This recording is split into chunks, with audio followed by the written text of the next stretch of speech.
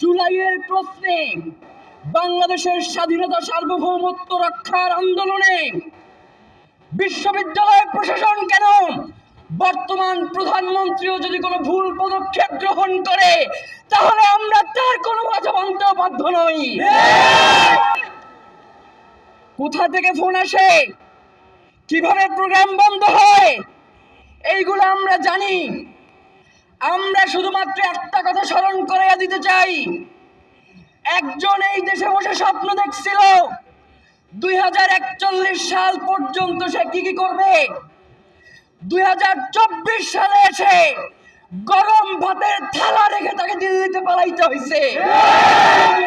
আর একজন নতুন করে 2034-এর বিভিন্ন বয়ান আমাদেরকে শোনানোর চেষ্টা করছে। জুলাইয়ের সাথে যদি গাদ্দারি করা হয়, জুলাইয়ের শহীদদেরকে যদি অবমাননা করা হয়, 26 কিন্তু 27-এ গিয়ে পৌঁছাবে না। আমরা তো বিরোধী দলের কেউ না, তাই না? আমরা বিরোধী দলের কেউ না, রাজনৈতিক কোনো সংগঠন না, তাহলে আমাদেরকে এত ভয় কিসের? আপনারা টেস্ট সিরিজ খেলতে আসছেন, কিন্তু আপনারা তো দেখি টি-20 খেলতে পারতেছেন না। শহীদ শরীফ ওসমান হাদি এমন কোনো প্রোগ্রাম করে নাই, শুরুতেই শহীদদের কবর জিয়ারত থেকে শুরু করে তারপর তার পরিবারবর্গের সাথে দেখা করে সালাম দিয়ে বুকে বুক মিলিয়ে তারপর প্রত্যেকটা প্রোগ্রাম করে। আমাদের আজকের প্রোগ্রামটা তাই ছিল। সো আপনারা এই সামান্য একটা দোয়া, একটা শহীদদের প্রতি সম্মান, এটাই গ্রহণ করতে পারেন না। আপনারা তো আসলে ছাগলের চেয়েও অধম। আপনারা কিভাবে আপনাদের হাল চাষ করবো আমি জানি না। আপনাদেরকে বলে রাখি, আপনারা যেই পরিচয়টা আজকে দিয়েছেন, ইনকিলাব মঞ্চের সহযোদ্ধারা পুরোটাই একটা কলিজা। সো ওই কলিজার সাথে যদি আপনারা ফাইট করতে চান, আমরা প্রস্তুত। আমরা শতবার আসবো এই পাবনা বিজ্ঞান ও প্রযুক্তি বিশ্ববিদ্যালয়। আমি আজকে জানিয়ে দিচ্ছি, যখন আপনারা রাখবেন তখনই আপনারা আমাদেরকে পাবেন। ইনকিলাব জিন্দাবাদ। আপনার মনে রাখা দরকার, আপনি আজকে পাবনা বিজ্ঞান ও প্রযুক্তি বিশ্ববিদ্যালয়ে ভিজি হয়েছেন, সেইটা শুধুমাত্র জুলাই শহীদদের কারণে, জুলাই আহতদের কারণে, ওসমান হাদির কারণে।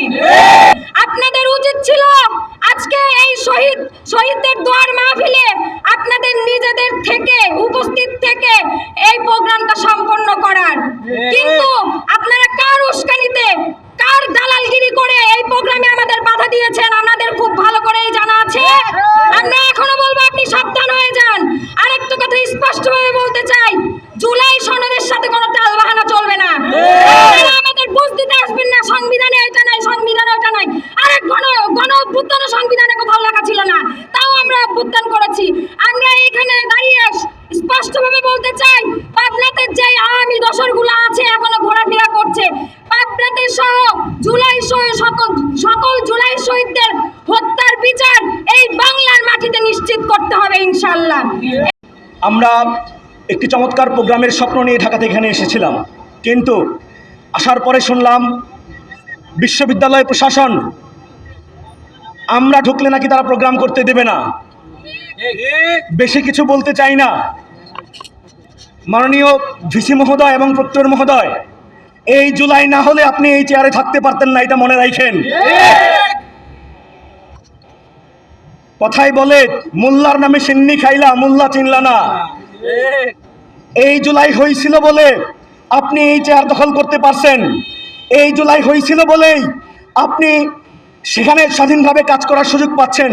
এবং জুলাই হয়েছিল বইলাই আমাদেরকে আজকে প্রোগ্রাম করতে না দিয়া রুমের মধ্যে তালা মেরে দিলেন।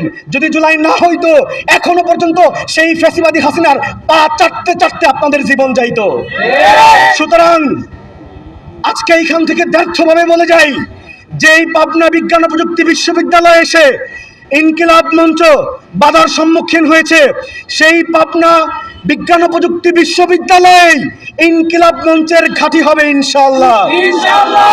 আগামীতেও আমরা পাবনা বিজ্ঞান ও প্রযুক্তি বিশ্ববিদ্যালয়ে প্রোগ্রাম রাখবো, জুলাইয়ের শহীদ পরিবারদেরকে সাথে নিয়ে, জুলাইয়ের আহতদেরকে সাথে নিয়ে এবং জুলাইয়ের সকল স্টেক হোল্ডারদেরকে সাথে নিয়ে ইনকিলাব মঞ্চ অবিরত প্রোগ্রাম করে যাবে। যদি কারো হেরম থাকে তাহলে বাধা দিয়ে দেখাক ইনশাআল্লাহ।